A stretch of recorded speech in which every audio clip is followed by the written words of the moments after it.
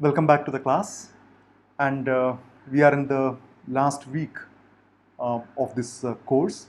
I think only 2 or 3 sessions are left, and in the previous class we had a summary, we had a recap, we looked back most of the theories and the themes that we discussed, and we tried to understand the kind of a connection between classical sociological theory and the concept of modernity.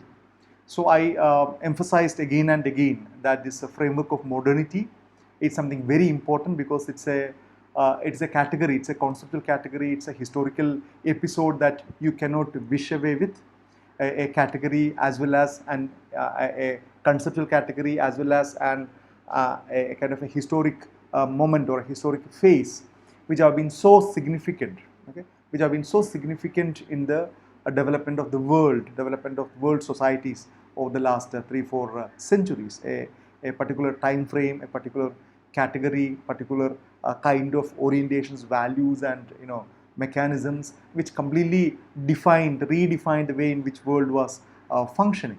So we discussed that there are the kind of discussions and debates and controversies around the question of modernity is unending. Okay, even now there are the discussions and debates are raging about the meaning, its scope, and how the kind of a Eurocentric character of characterizing modernity, how that was very problematic, and how that really prevented alternative forms of knowledge making to emerge from a non-Western region, and the connection between colonialism and modernity, and how far is it possible for the post-colonial societies, the societies which were once under the colonial rule, to reclaim their lost tradition, and is it possible for them to look back into their own culture, their own tradition, and then to retrieve categories and frameworks and theories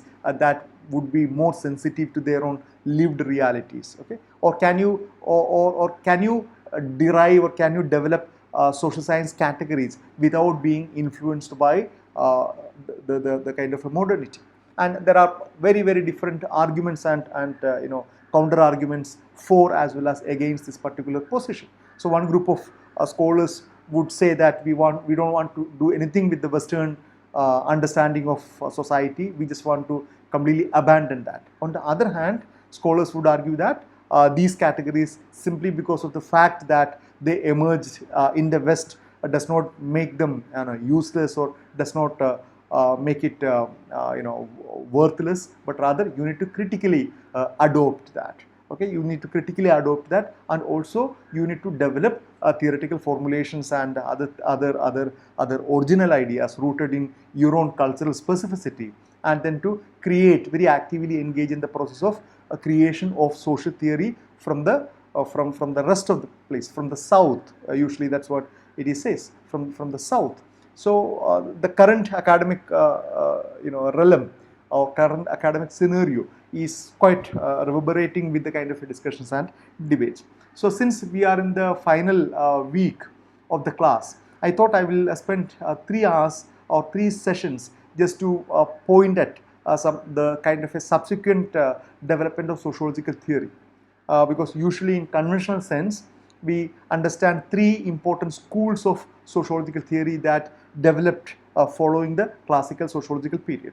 So if you identify the period of classical sociological theory till 1930s, okay, and what we are going to discuss, the subsequent development, it follows after that, from 1930s, 40s, 50s, and 60s, and by 70s and 80s they take a completely different turn with the emergence of post-structuralism and postmodern theories, and a host of new theories completely change the kind of theorization within sociology and a host of other disciplines. But from 1930s to say at least 60s and 70s, we can be very clear that these were the 3 major theoretical orientations, or 3 major theoretical traditions that kind of shaped the emergence of sociology, or not only the emergence, the subsequent development as well as institutionalization of sociology. So you must be knowing that a discipline that as young as something that was established by 1900 and 1910, 1920 became a well-established discipline across the globe. Sociology departments began to be opened in most of the prestigious universities, and sociology was began to be seen as an established science, as an established discipline of society. So these development of these theoretical traditions, these theoretical frameworks really played a very important role in the establishment as well as institutionalization of the discipline. And again, by the term institutionalization, I hope you understand that there are different parameters for that. You need to have a substantial section of scholars who work in that particular field of sociology, and it must be an accepted program in different universities. You must be having a syllabus, you must be having a program, master's as well as PhD program. You must be having your professional body, you must be having your own publication, your own journals. So that is how a discipline assumes the character of a professional discipline, a well-established discipline. And sociology was undergoing that particular process from 1920s, 30s, 40s, and by 60s, sociology was kind of well established across the major universities across the globe. So we are going to discuss these three major theoretical traditions. The first one is structural functionalism, and you must be knowing that we have come across this term several times, and we are not going into the details, but I would try to give a rather broad outlook or rather broad overview of this particular theoretical framework. What does it stand for? What is its kind of a primary focus? And who are the people who really contributed for the establishment of structural functionalism, and people from different countries, and what were the kind of major problems against structural functionalism. We will see that structural functionalism as a theoretical school more or less lost its steam by 1960s, because it could not really confront, or it could not really address the kind of criticisms that were leveled against this. So by 1960s, it almost died out. It almost kind of become a non-dominant theoretical perspective. But after 1980s, there is a couple of scholars who have emerged claiming to be kind of a neo-functionalists. So you see this kind of various various digressions and diverse trajectories of a theoretical discipline within the broader discipline of sociology itself. But structural functionalism has been one of the earliest as well as one of the most influential theoretical framework. So the most influential and long-standing theoretical perspective, because especially for a country like India, you will realize or you would understand that the most significant, the most influential theoretical, sociological theoretical tradition in India has been undoubtedly structural functionalism. It is not interactionism, it is not conflict theory. Conflict theory, of course, we had few sociologists, very few sociologists who had used Marxian perspective or a conflict perspective, but very few. But vast majority of the sociologists in India consciously or unconsciously followed a structural functionalist perspective. And so is the case with UK, so is the case with France, and majority of the European societies as well as that of the US. So it basically, structural functionalism, it tries to analyze the relationship between the structure of a society with its function. Okay, so these two terms we have come across several times, and I don't think that we need to elaborate that. So from the very beginning, from the very period of its inception, the founding fathers of sociology, especially like people like Comte and Durkheim and Weber, they compared, especially Spencer, compared a human society with that of a living organism. Just like an organism has different parts, these scholars also argue that human society also has different parts or different components. And these different components are not simply put together, but they are arranged in very, very specific manner, just like a living organism is structured, and each part is committed to fulfill certain important function. And when every part comes together, when each and every part comes together and follow their functions properly, meticulously, then that particular system or that particular animal actually behaves, or it lives, it sustains properly, or it's a state of or it's a state of being healthy. So now you understand structure as an ordered arrangement of parts, and this is an extremely important definition. So a structure is not a mere agglomeration of parts, and you know that for that holds true for any particular entity, even for a cycle or a motorcycle or a car or a house. You can't simply put all the parts together and then that only will become a heap of its parts. It will not become a structure. So there has to be an ordered arrangement of parts. And these scholars try to understand what were the specific parts and how that each part is arranged in specific relationship with other, and how that they contribute to the overall functioning of a society. Okay, so this was a very, very influential, extremely foundational line of thinking from the beginning of among the founders of sociological theorizing. So what were their major concerns? The general interrelatedness of the system's part. So you see these two terms many times interchangeably, structure and system. Okay, but usually system is understood as a step lower to that of a structure, and you understand structure as having different systems in place, and that's how even we understand anatomy, isn't it? You have or physiology for that matter. You have different systems. You have reproductive system, digestive system, central nervous system, and all these systems put together, you get the complete morphology of human beings. Okay, so similarly, they focused on the general interrelatedness of the system's part. For example, in a primitive society, how is that production takes place, and how is this production takes place along with the kind of political governance or socialization or maintenance of family and marriage and kinship system. Because each of these kinship system, what is the relationship between kinship system and the system of governance? Okay, so a sociologist who studies a tribal society would try to make sense of the interrelationship between these different kind of systems, and then try to understand that how they come together and how they act together and then take the society forward. The existence of a normal state of being or equilibrium comparable to that of a healthy individual.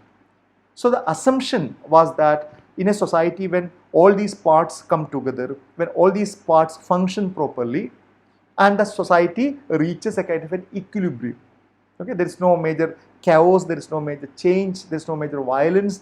The society is in order. Society reaches a kind of an equilibrium. There is a kind of a status quo. And as we mentioned, most of these scholars were heavily preoccupied. They were really preoccupied with the question of seeing the kind of stability. What makes the society stable? What brings equilibrium to a society? How can you maintain the status quo of a society? So they argued that just like a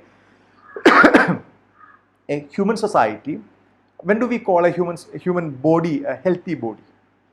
We call a human body a healthy body when you are able to live in a proper way without any kind of disturbances, without any kind of sickness or deformities and other things.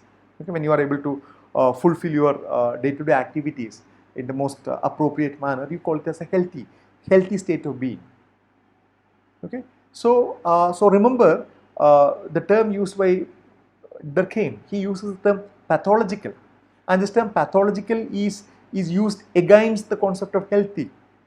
When a pathogen attacks a healthy being and succeeds in attacking in its attack, then this organism loses its state of being in a healthy situation and it becomes pathological. So similarly, so these biological imageries These biological imageries were very powerful, especially in the initial period of functional analysis. So, existence of a normal state of being or equilibrium comparable to that of a healthy individual. The way that all party tries to contribute to the maintenance of its equilibrium. So, again it was assumed, or it was taken for granted, that every part is supposed to contribute for the maintenance of this equilibrium. So, that was seen as the concept of function. Function is in structural functionalism is understood not as what something does. Okay, so for example, what is the function of a switch? You know that the function of a switch is to switch on a lamp or a electrical equipment or something. That's what it does. But here in structural functionalism, the term function was understood as the kind of a very specific contribution. It has to be a positive contribution. Okay, a positive contribution for the maintenance of its equilibrium. So, these scholars were heavily preoccupied with the question of understanding how that each and every part of these societies, how each of these part is contributing for the maintenance of its overall equilibrium. So, though formulated from the writings of Comte, Spencer and Durkheim, structural functionalism developed through the works of British anthropologists Radcliffe Brown and Bronislaw Malinowski. So, we have seen that we have not discussed this anthropologist Radcliffe Brown and Malinowski. We have not done that because they are not strictly sociologists. They were anthropologists, though you know the relation between these two are very, very close. But if you look at the emergence of structural functionalism as a school of thought, it definitely we understands its beginning with Comte and then especially with Spencer because of his argument about this organismic analogy, and more so with Durkheim. You know, Durkheim has very important functionalist orientation. He talks about the needs, a very problematic term. He talks about a needs that every you know subsystem, every structure needs to fulfill. And that really created quite a lot of discussions and debates later. When you say that something is fulfilling a need, it assumes that these needs are something so original from the beginning, and then you develop a social part in order to fulfill that. It leads to a lot of questions about teleology and also to tautology for some example. Okay, so this became very powerful in the early sociological writings of Durkheim, Durkheim and Spencer and Comte. But later, it was heavily influenced by the anthropologists Radcliffe Brown and Bronislaw Malinowski, and they used it in their studies of the tribal societies. Because when you go to study a tribal society, how do you study? What is the kind of a framework that you use? So these people they used the the structural functionalist framework to understand that, because they studied primitive societies, they studied tribal societies, because they believed that these tribal societies are the most elementary, they are the most basic, so it's much easier for them to understand that. For example, they would try to see how sexual taboos function in a society, or what is the kind of a connection between sexual taboos and then kinship system, sexual taboos and the governance system. Okay, so that was the kind of major influence of structural functionalism during 1940s and 50s, especially with this working of anthropologists Radcliffe Brown and Bronislaw Malinowski. And then it went to US, and it became extremely powerful, a dominant theory in US through the works of Talcott, Parsons and Robert K Merton. And especially Talcott Parsons was understood as the most important scholar belonging to structural functionalism. And I'm not going into the details because Parsons theory is very complicated, but let me reiterate that he became an extremely popular, extremely influential sociologist in the US by putting forward his structural functionalist school. So he has Parsons theory of system levels, cultural or symbolic systems, social system, personality system, and the individual organism as a system. So he has multiple layers of system level, starting with cultural or symbolic system, and then social system, then personality system, and the individual organism as a system. So in these 3 or 4 major systems, he tries to understand a number of other concepts about his ideas about social action, his idea about pattern variables. He talks about how social action takes place at the realm of individual on the basis of various value orientations and various forms of rationality, and how that can get escalated into a social system, and his ideas about pattern variables, that certain kind of there are different kind of goal orientations. There are he talks about different types of different kind of requirements for different types of societies, and I'm not going into the details, but the point why that he enters into why that he resorts into such a complicated analysis was to explain how different societies acquire social equilibrium by certain permutations between these systems levels and associated pattern variables. So let me just summarize it like that, because going into Parsonian theory is extremely complicated, and it's not required for us now. But the ultimate aim or ultimate end of Parsons was that he wanted to explain how different societies acquire social equilibrium by certain permutations between these systems levels and associated pattern variables. So he has this elaborate schema in which he would categorize societies into traditional societies and modern societies, and then attribute and then argue that traditional societies have such and such system levels, and it has a corresponding kind of pattern variables, whereas modern societies have different kind of different types of social systems with corresponding level of corresponding kind of pattern variables. So you essentially argue that okay, traditional societies are like that and modern societies are like that. So it provides a very interesting influential sociological explanation to explain why that certain societies have become developed so fast while other societies stagnated. Okay? And this is a very problematic explanation.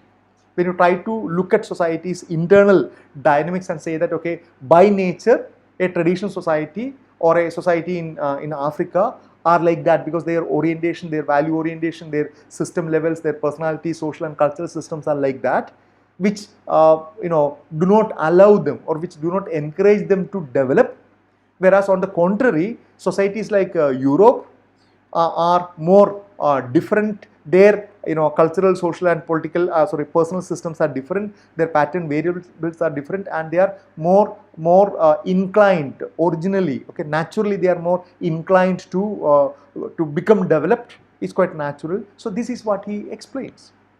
Okay, so this becomes a very, very important justification for the modernization theory. Okay, this becomes a very important justification for modernization theory as well as your development theory, because modernization theory explains why that certain societies have become modern while others are lagging behind. Okay, so at the same time he was heavily criticized for not addressing the question of social change sufficiently. Now like every structural functionalist, Parsons also is preoccupied with the question of analyzing the phenomenon of social equilibrium, okay, or social stability or the order. And once you have a theory that preoccupied with explaining why that order is constructed and maintained, then it becomes very difficult for you to explain how social change happens. So there were serious criticism against Parsons, and towards the end of his life, Parsons also brought out a theory, a structural functionalist theory to explain social change, but was not very, very effective. And moreover, he was criticized for accusing the third world nations for their lack by being oblivious to the process of colonialism and slavery. And this is something extremely important. This is something extremely important.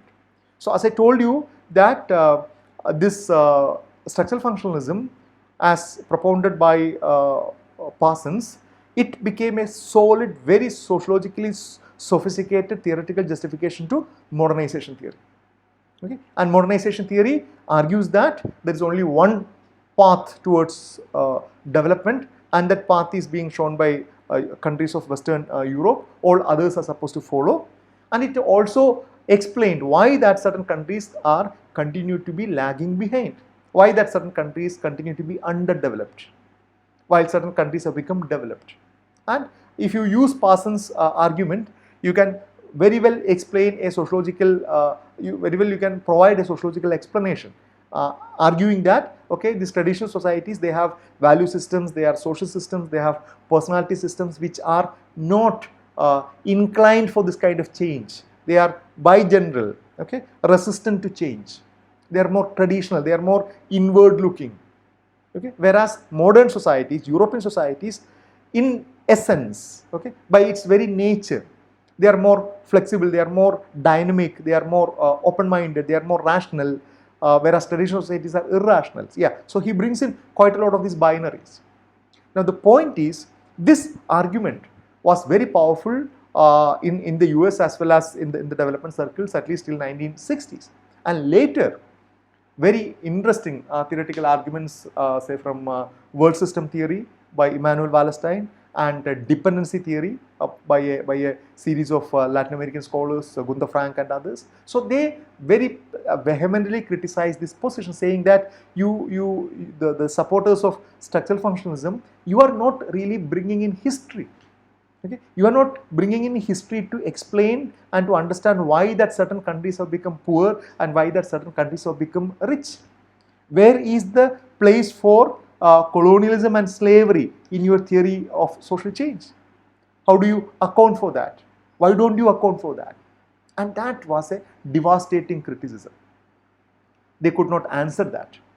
Because if you are not able to bring in a very specific, concrete historical episodes into your sociological theory and then try to explain why that we developed and you did not develop, then it's a very very baseless argument, isn't it? It's a very useless exercise. It only becomes a kind of intellectual exercise in vain. So that were the kind of criticisms that were raised by these scholars like Wallerstein and Gunther Frank and others. And another important scholar belonged to this school was Robert K Merton, a very important sociologist who made this theories of middle range a very important one. His arguments about science and society are very important because he did not believe in making this very grand theorizations like Parsons, but he emphasized on doing more empirically based theories of the middle range. And his arguments about dysfunctions and manifest and latent functions and dysfunctions became important, because till then every part was seen as supposed to be giving only positive contributions for the existence of a society. Nothing was seen as negative. Okay, so that had led to quite a lot of teleological explanation. It looks as if every part understood what is the kind of a need it is supposed to perform and then developed for that. That's a kind of a teleological explanation. Okay, but he brings in the whole question of dysfunction. Dysfunction is the kind of a contribution from one part by the part of a society which disturb this kind of an equilibrium, and that he argued it could be both manifest and latent. Manifest is something that is obvious and something that is intended, whereas latent is something that is not seen and also unintended. Many of the social parts or many of the social structure, it generates a lot of very obvious whatever we wanted, and it also creates a lot of unwanted, unintended consequences which will disturb the equilibrium of society. So that was a very influential idea, and this whole idea of latent and manifest function is something very central even to the modern theorization, because a host of our own inventions and ideas, we wanted certain positive outcomes. Okay, those were the intended outcomes that we wanted, but while we created that, we also created a lot of unintended negative consequences, which we don't know how to deal with it. Okay, and yeah, so by mounting criticism against functionalism by 1960s, as I mentioned, and by 1960s, it more or less it failed as a theoretical tradition, it could not really withstand the kind of criticisms leveled against that by other scholars, and also a host of alternative theoretical paradigms were emerging in the US as well as in the UK, in interactionism, exchange theory, then social conflict theory, feminist theory, a host of other things were emerging. And but now from 1980s onwards, you see a group of scholars who call themselves as neo-functionalists, Jeffrey Alexander and Nicholas Luhmann. Jeffrey Alexander is from US, and then Nicholas Luhmann is from Germany. So they try to they try to recreate the functionalist school and calling it as a neo-functionalism, and arguing that there is much possibility still left in the kind of a functional theorization, and they don't want to look at it as a very conservative theoretical tradition, but they argue that this whole idea of differentiation and how the whole question of different social structure, it's something very, very important. I'm again not going into the details, okay, but these people, they something like a neo-Marxism that emerged during the same time. Luhmann and Jeffrey Alexander, they represent the rise of neo functionalism in the academic circle related to structural functions. Okay, so this is a very broad overview of structural functionalism, as I mentioned, to tell you, to give you an indication about what were the kind of trajectories of sociological theorization after the period of classical sociological theory. So we will stop here, and then we'll meet for the next class, and we will discuss conflict theory as well as symbolic interactions. Thank you.